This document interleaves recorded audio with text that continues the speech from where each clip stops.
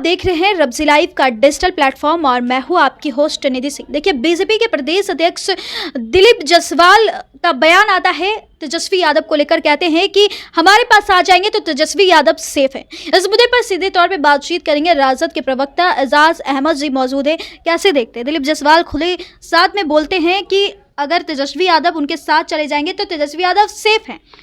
देखिए, दिलीप जायसवाल जी का ये बयान स्पष्ट करता है कि भारतीय जनता पार्टी कहीं ना कहीं एजेंसियों का अपने हित में इस्तेमाल करती है और वो स्पष्ट रूप से दिखता है। सबको पता है कि अजीत पवार जी के संबंध में प्रधानमंत्री जी ने सार्वजनिक सभा में क्या कहा था। सबसे बड़े करप्ट व्यक्ति, सबसे बड़ी करप्ट पार्टी एनसीपी के संबंध में कहा था नेशनल करप्ट पार्टी। और उस पार्टी के द्वारा जब कहीं ना कहीं अजीत पवार ने समर्थन की घोषणा कर दी तो उसी अजीत पवार को इन्होंने महाराष्ट्र का डिप्टी सीएम बनाया। मैं पूछना चाहता हूं भारतीय जनता पार्टी के नेताओं से, भारतीय जनता पार्टी के प्रदेश अध्यक्ष जी, कौन सा आप वॉशिंग मशीन रखे हुए हैं जो आप अपने वॉशिंग मशीन में ले जाते ही भ्रष्टाचारी को सदाचारी और शिष्टाचारी का रूप दे देते हैं। जब कल तक अजीत पवार सबसे बड़े भ्रष्टाचारी थे, प्रधानमंत्री के द्वारा उन्हें सबसे बड़ा करप्ट व्यक्ति बताया गया था, वही व्यक्ति 3 दिन बाद महाराष्ट्र का डिप्टी सीएम बन जाता है। प्रधानमंत्री उनको किस कृपा से बनाते हैं ये स्पष्ट करना चाहिए। तो इससे ही समझ में आता है कि वो जैसी भाषा बोल रहे हैं दिलीप जायसवाल, इसका मतलब है कि वो अपने खिलाफ जो मुखर होकर के, जो उनके खिलाफ भारतीय जनता पार्टी की राजनीति के खिलाफ मुखर होकर के खड़े होते हैं, उनको ये फंसाने का भी काम करते हैं। हम लोग पहले से कह रहे थे कि ये भारतीय जनता पार्टी के लोग फंसाने का भी काम करते हैं, बचाने का भी काम करते हैं।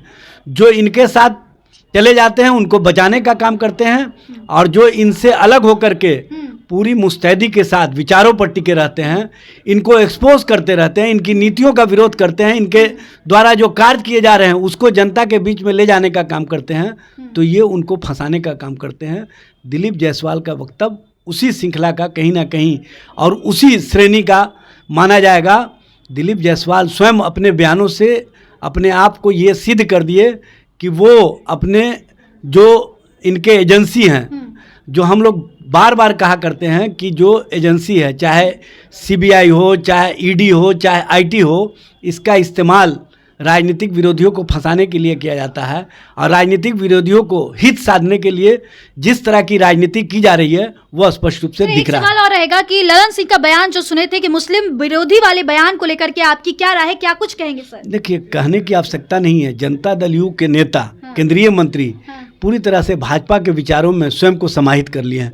भारतीय जनता पार्टी के सोच के साथ जनता दल यू खड़ी हो गई है। जनता दल यू अपनी पहचान, अपना अस्तित्व कहीं ना कहीं भारतीय जनता पार्टी में विलीन कर लिया है और जो विचारों से स्वयं को दूसरे दलों के साथ खड़ा कर ले, उस पार्टी और उस पार्टी के नेतृत्व का क्या सोच रहता है वो ललन सिंह के बयान से स्पष्ट होता है। आप लोग भी तो जेडीयू को अपनी तरफ लाने की, जब भी आती है जेडीयू आप लोगों की तरफ, तो उसको वेलकम करने के लिए हमेशा तैयार रहते हैं। देखिए, वेलकम का मामला नहीं है, हमारा विचार है, हमारा सोच है और वो स्पष्ट है।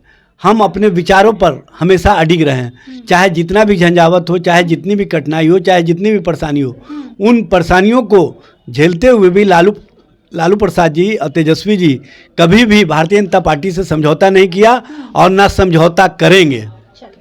चलिए, तो आप देखते थे रब्जी लाइव और इसमें हमारे साथ बातचीत करने के लिए एजाज अहमद जी थी, जिन्होंने सीधे तौर पे लालू यादव को लेकर कहा कि वो किसी से समझौता, खास करके बीजेपी समझौता नहीं करते हैं और अपनी बातों पे अडिग रहते हैं। तो वही ललन सिंह की जो बयान था या दिलीप जायसवाल का जो बयान था कि तेजस्वी यादव हमारे पास आ जाएंगे तो सेफ है, इसको लेकर इन्होंने सीधे तौर पर अपने पक्ष को रखा है। खैर, इस वीडियो के माध्यम से आपकी क्या राय है कमेंट में जरूर बताइएगा और ऐसे ही देश दुनिया की तमाम खबरों के साथ देखते रहे रब्जी लाइव का डिजिटल प्लेटफॉर्म। बहुत बहुत धन्यवाद।